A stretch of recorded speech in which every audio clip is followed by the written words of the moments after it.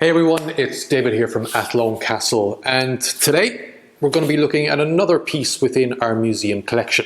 It is chainmail. So the chainmail suit that we have here next to me was a type of armour made up of small metal rings. Now these rings were linked together in a pattern to form what was known as a protective mesh.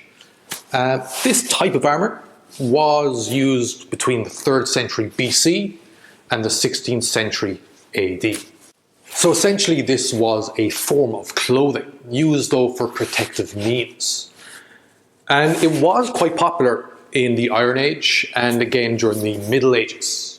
But in later centuries, full plate armour came to prominence. So chainmail itself was quite expensive to those who could actually afford it. But once bought and worn, it did provide a very important protective layer, especially against slashing blows from edged weapons. Weapons such as swords or even halberds. So these suits were actually made in what was known as a 4-to-1 pattern. One little metal ring is linked to 4 more. And that was done for the entire suit.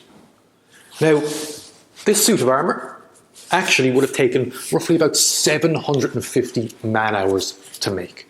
So each of these small metal rings that made up the chainmail suit were often made from wrought iron.